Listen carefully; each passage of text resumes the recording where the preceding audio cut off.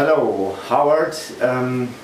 I am David Stützel, or David from Germany. I think you will remember me. We met twice.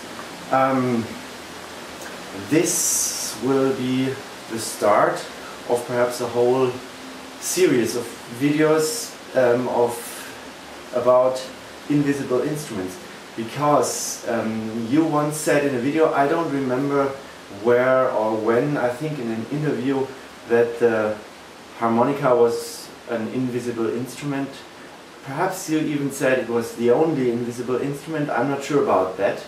But this is anyway not about contradicting you, but it's I thought it was a brilliant description of actually all that you do, because it's not about the thing here, but all the bending and overblow and thing. It's starting to rain now. I have to close the window. And I just had to respond to this. I had the idea ever since to put something up about invisible instrument, and of course one is singing. Any type of singing happens only inside there, in different places, and best way to show that, though it's the same thing if you train classical singing, it's the same thing kind of, to show that is overtone singing.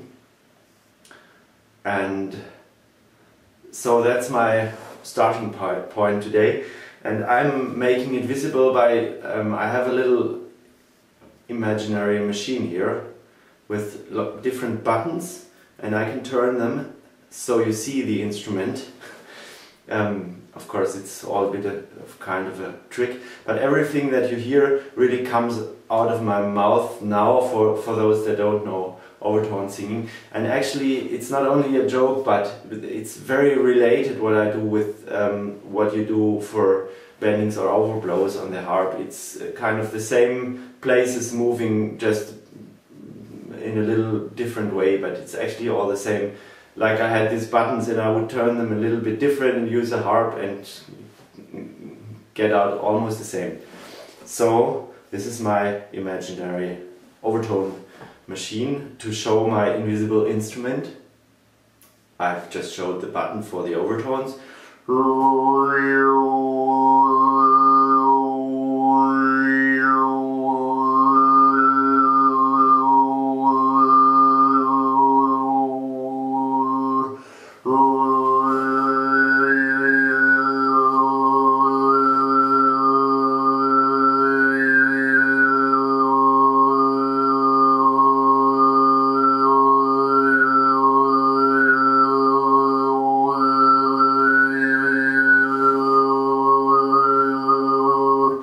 Now the second button is my normal pitch of my normal voice, my fundamental.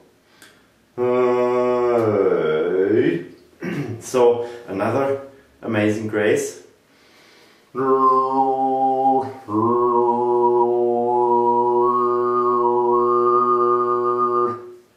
I'll make it higher.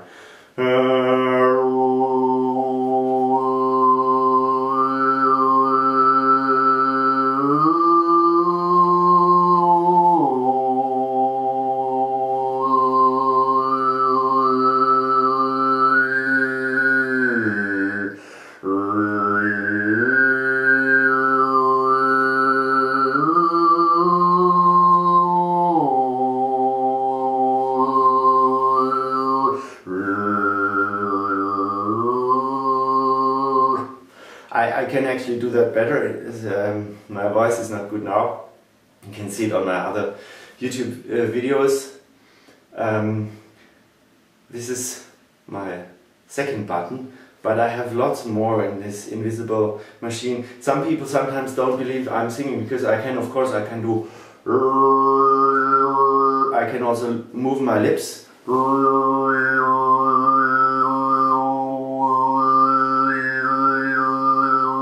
To change the overtone, then you see it. But I can also do it, and that doesn't mean I'm not singing it without moving my lips.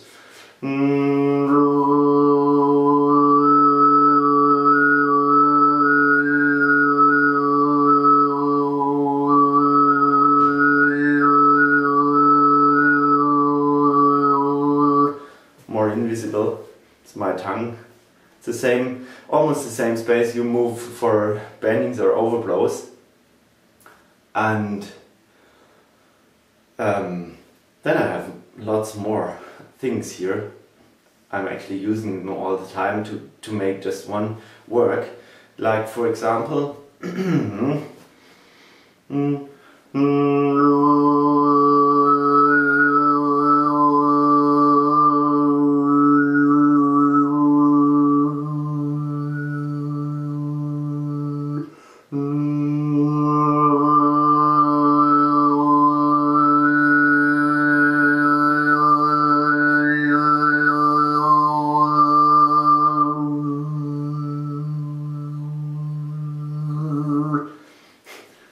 the amount of overtones that is in there, I can change it. Of course, I can add like yodeling stuff, like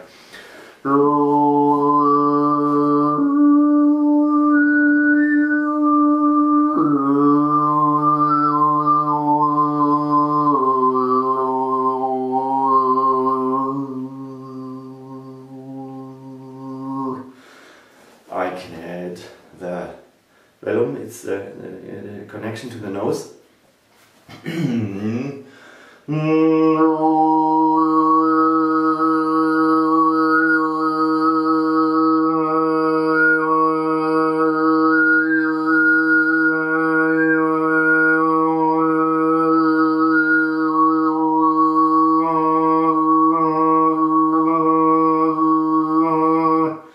Open, close, open, close.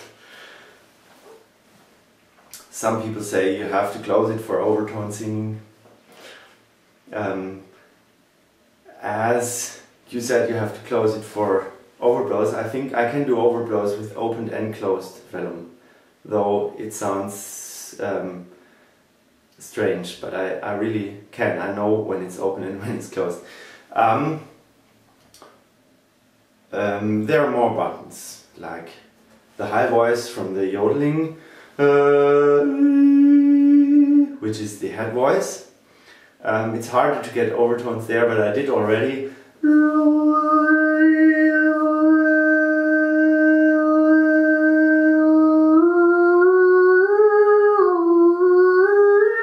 It's if I turn the fundamental and the overtone together to get like an organ register, and I can do a lot of things like combining buttons, but I have more buttons also. Let's try if they work now. Take a very high head voice note.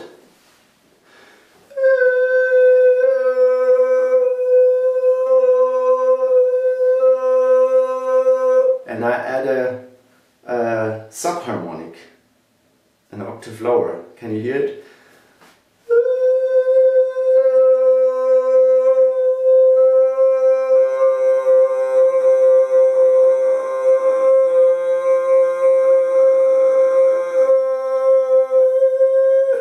Sometimes it jumped in a fifth, if you heard it. That's a second subharmonic. It's hard to control for me.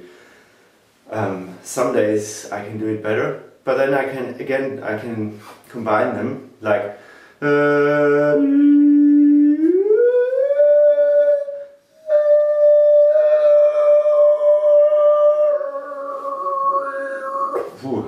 not good.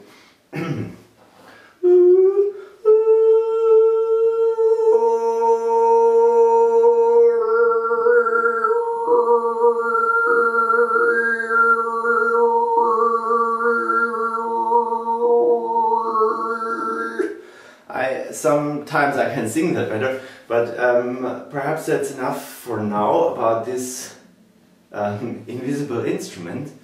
The thing that the point was anyway only to show that there is an invisible instrument here, and I think I've shown that. And the other point is rather to say that one reason I'm showing that here is not just to say that it's there, but it's also because I really believe in, and I actually know that they are very, very related, interrelated, these things. The buttons I show here in this imaginary machine are not actually the buttons I use inside, but sometimes I use 3 or 4 different things and I just show one button turning here. And maybe I use 2 or 3 things for one button, but maybe I use 10 other things to do little corrections that it sounds as I want. So if I could show the real buttons, all the real buttons I'm using for what I did now, and I could just take a harmonica and play it and just turn all the buttons that I had and just combine them a little differently, I swear I can do, and I'm not a good harp player, but I can play bends and overblows and even diff 2 notes at the same time, bend one and not the other, and also the other way around. And I say it's the same regions, muscles, things inside here moving in a different way, but once you find them, and I will show more of these instruments, and some of them are this direct, interrelated. It's like for example, the saxophone altissimo register, which is saxophone overblown higher than it goes, and I think that's exactly where it came from when you, Howard, once said that you asked the sax player what you were doing, and he said you overblow. Because you can overblow on the saxophone with a button, with a key, which is, you don't have to do anything here. But if you want to overblow higher, it is related, though the word overblow is kind of wrong for the harmonica, but what you do physiologically, I think this saxophonist understood or saw, because you can see it if you know how it looks like. I think he understood what you were doing physiologically, and even if it's wrong physically, it's very similar in that way. So I will I will try and put on more invisible instruments films soon. So this one for now.